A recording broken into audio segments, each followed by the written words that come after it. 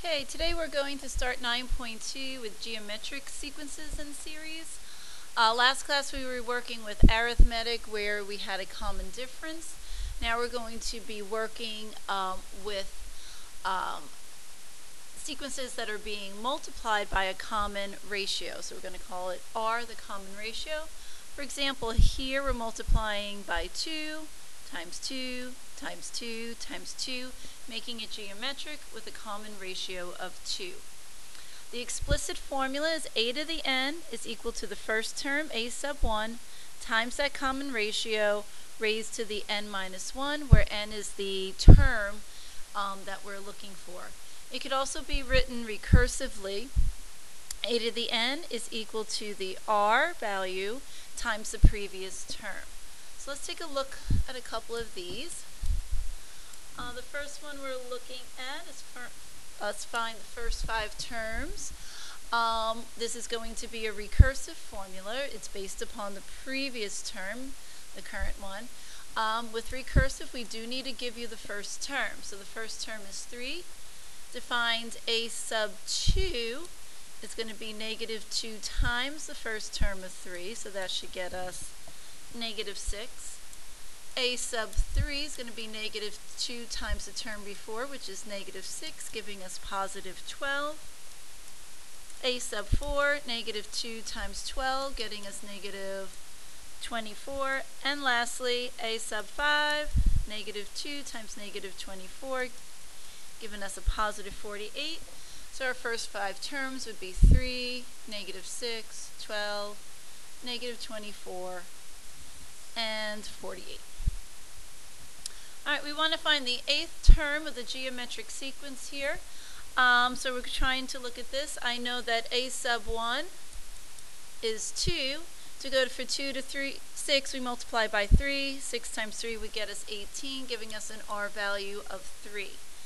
The explicit formula is a to the n is equal to the first term times the r value to the n minus 1. Our first term is 2. Our r value is 3, so there's the formula right there. There's nothing to multiply out. I want to know what the 8th term is, so what is a sub 8? 2 times 3 to the 8 minus 1. And when you figure all that out, we find a sub 8 to be 4,374. Alright, let's look at example 3. We'll scoot this down a little. Find the explicit rule for the sequence here. So again, I can clearly see that a sub 1 is 35. And just kind of thinking about how we're going from 35 to negative 7 to positive 7 over 5th, the r value here is going to be negative 1/5. So we just want to write the rule here. So a to the n is always going to equal the first term times the r value to the n minus 1. And we're done. Alright, we want to find 2 geometric means between 80 and 10. So we're starting at 80. There's 2 means in between there. We're at 10. This is term 1, term 2, term 3, term 4. I do know that my a sub 1 is 80. What I don't know is my current r value right now. So let's just kind of start this formula out. So a to the n is equal to 80 times some r value that I don't know to the n minus 1. So what I'm going to do is put in a value here. So I'm going to say, alright, let's talk about a sub 4. So 10 is equal to 80 to help us figure out the r to the 4 minus 1, which would get us 3. That'd be 1/8 is equal to r cubed, which means our r is 1/2. So we're multiplying everything by a half, so we can then fill in our 2 values here. 80 times a half would get us 40. 40 times a half would get us 20. 20 times a half would therefore get us 10. Okay. Example number 5. Moving quickly along here. One term of a geometric series, so we have a sub 4 is equal to 12. I know the common ratio is equal to 2. they want us to write a rule for the nth term that's meaning explicitly. So we know that a to the n is equal to a sub 1, which I don't know, times the common ratio of 2 to the n minus 1. But they have given me a term here, a sub 4 is equal to 12, so we can plug that into our formula to help us solve for a1. So 12 is going to be a sub 1 times 2. Now if I put 4 in here, again, remember it's 4 minus 1, so that's going to be cubed. 2 cubed is 8. A sub 1 winds up being 12 over 8, which when we reduce, we wind up with 3 over 2. So now I know everything I need to know. So a to the n is going to be the first term of 3 halves times the r value of 2 to the n minus 1. Okay, let's look what happens when we have given two geometric series. So I know that a sub 3 is equal to negative 48, a sub 6 is equal to 3072. Let's just kind of start to set these up. So a to the n is equal to a sub 1 times r to the n minus 1. I don't know a sub 1. I don't know r. I'm actually going to take this out and use 48. Well, no, let's leave that there for now. Now let's substitute in. So I'm going to say negative 48 is equal to a sub 1 times r. That's going to be 3 minus 2, so it's going to be r squared. On this side here, using the same formula, 3072 is going to equal a sub 1 times r to the 6 minus 1, which is 5. What you want to do is solve one of these for a1. So I'm going to divide both sides by r squared. So I know that my a sub 1 is equal to negative 48 over r2. I'm going to take that here and substitute it in. So 3072 is equal to negative 48 over r squared times r to the 5th.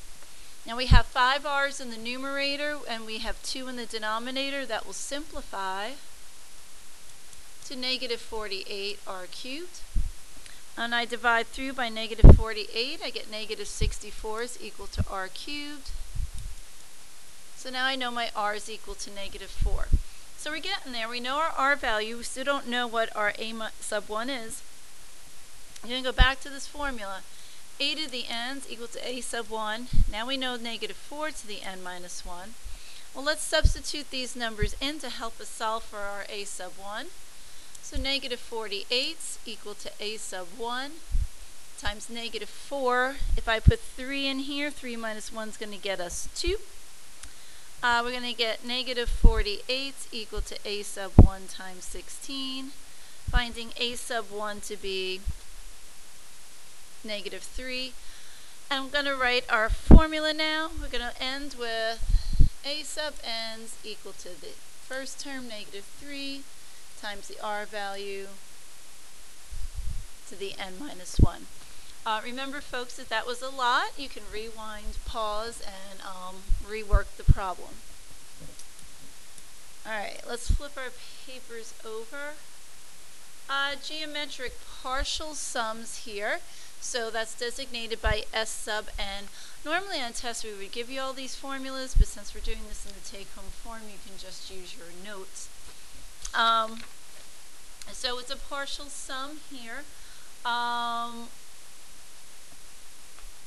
Yeah, so let's look at example 7 here. I know that we want to find S sub 6. Alright, so let's figure out a couple of things here. A sub 1, if I put 1 in here, we're going to get 3/4. A sub 2 is going to get us 3 over 16.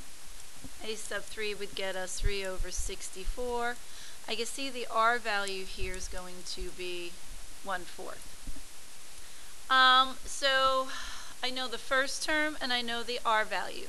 So a sub n is going to be 3/4 times the r value of 1/4 to the n minus 1.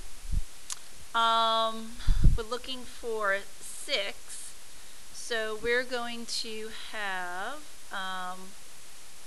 we want to find the sum of 6. We're summing the first 6 terms. So that's going to be the first term times 1 minus the r value to the n, which in this case is 6, all over 1 minus 1/4. What we get here, 3/4, 1 minus 1/4 is 3/4, so these guys cancel out. And when I put that into the calculator, I'm going to get myself 4095 over 4096. So there's the partial sum there. Finding S sub 7, again the S, it's not an A, it's an S. We're looking to sum the first 7 terms. I know my A sub 1 here is 1. Okay, so we're going to say, all right, let's sum this guy. So we have A sub 1. We also want to think about what our R value is, and that is becoming negative 0.8. If we keep multiplying by negative 0.8, we get each of these terms. Really should have some commas in between those, but that's okay. All right, so our A sub 1 is 1 times 1 minus negative 0.8, and that is being raised to the 7th power, because we want to sum the first 7 terms, times 1 minus negative 0.8. And when I put all that into the calculator, we should get the sum of 7 is equal to 0.672. And it's fine to use a calculator to help you with that. We can also sum an infinite geometric series, but only if this base here is an absolute value that is less than 1. If we keep multiplying a number like 2 by an R value of 2, 2 times 2 is 4, times 8, times, times 16, you add all those up, they just keep getting bigger and bigger. When it's small like this, we wind up converging onto one value here. So we can look at it like this here. So this one's going to converge to 0. If the term inside here is a number bigger than 1, we have to say, therefore, there is no sum. And if we're looking for a partial sum, we're going to be using this formula right here. All right, so I'm just going to scoot these guys up a little bit. All right, so we want to find the infinite sum of this thing here. We've got let's see, infinite partial sum. So we are looking for this. So I know my A sub 1 is 7. I know my R value is 2/3. We're going to use this formula here.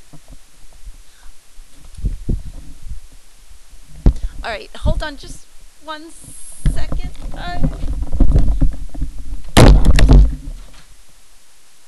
Do you need?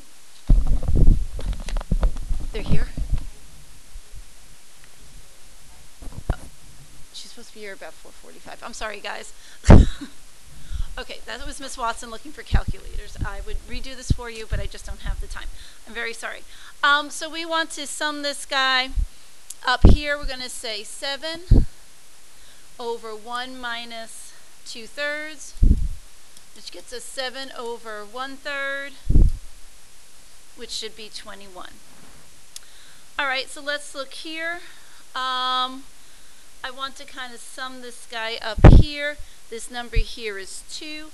You could say it's divergent, or you can say does not sum. That's fine too. I also take NP for not possible. All those work. Okay. Last thing we're looking at here, repeating decimals. This is kind of just a neat little trick.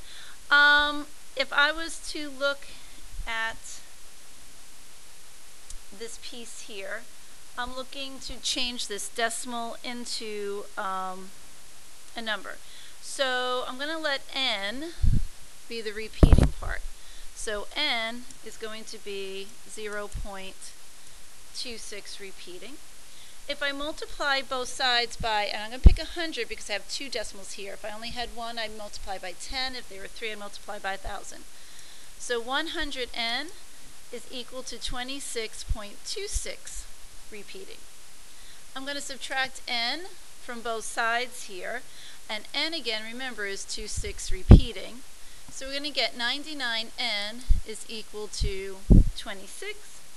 Then divide through by 99. So we found the fraction to be 26 over 99. If we want to write this, we're going to have 14 over 26 99ths. That concludes our lesson, and good luck with this. Any questions, please go ask your teachers.